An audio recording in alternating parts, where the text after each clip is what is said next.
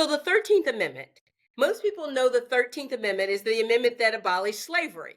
And like, yay, we abolished slavery, right? A year later, after folks didn't even know, we got Juneteenth coming out of Texas, or actually 3 years later, folks didn't even know that their slavery didn't exist. But the whole thing is that slavery was abolished. And it was ratified in 1865, and it abolished slavery and involuntary servitude, right? And then that's about all people know. It stops at the kind of hyphen and the comma. So, as the national network for abolished slavery, Max, were you the first as part of that took the initiative on this to abolish slavery in the form of the 13th Amendment also being changed and a ratification to the Constitution? I am indeed one of the founding members of the Abolish Slavery National Network. They kind of look at me as the OG because I've been doing this work for a couple of decades. But technically the first state to abolish slavery since 1865 was Colorado, and 2018 that successfully did it with nearly 3/4 of the vote in support. So the question I need to address is, why are we talking about this now? Kenneth, why are we talking about this now? What's the clause about the 13th Amendment that still operates today in 2024 as well? Yeah, we're talking about it because it never made it off the books. So slavery was never abolished. It was abolished with an exception, which we call this exception rule, and that exception is criminology. Anybody convicted of a crime can be basically legally sentenced to slavery, and it's still in existence today. Shocking. And if I'm correct, Amber, when we've talked about this, there's a whole movement called the exception rule, right? That we're looking to do. Can you explain to our listening audience what work you're attempting to do around the exception when it comes to the 13th Amendment?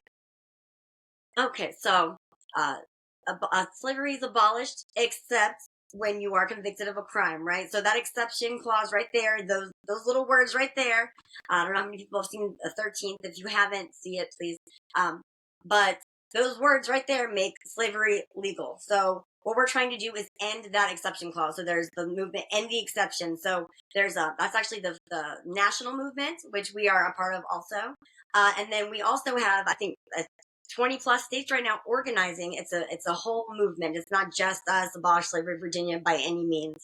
It's part of a whole national movement with states, with advocates trying to work to end that exception clause, to get that out of there. So all slavery of all forms is abolished for good. So because right now, most, what is it? We have 8 states, is it?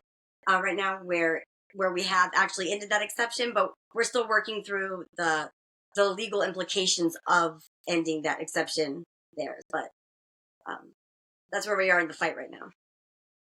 Okay, so this is really important, right? We talk about the prison industrial complex, and Jennifer, I'm going to come to you on this, that when we talk about the prison industrial complex, people really don't understand what that means. It's become a phrase word or a buzzword for, as I like to say, when you think about it, they just think it's one more trigger word for leftist folks who want to abolish the police and defund the police and abolish the corrections institutions. I mean, it's just become, they're like, and they're almost they're at loggerheads with each other, often about what the ideals are.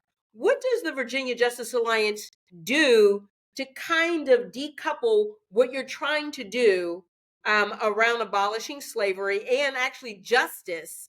Because we've never had justice in the criminal legal system. Like, we call it the criminal justice system. No, it's the criminal legal system, because it's never been just for people who've been introduced into the system. Part of the work that we do is really trying to educate people, because they don't realize that the prison industrial complex is a multi-billion-dollar industry. And it's disproportionately affecting communities across the country. Most people that are incarcerated come from lower income communities, and that burden is put back on the families, and it creates cycles.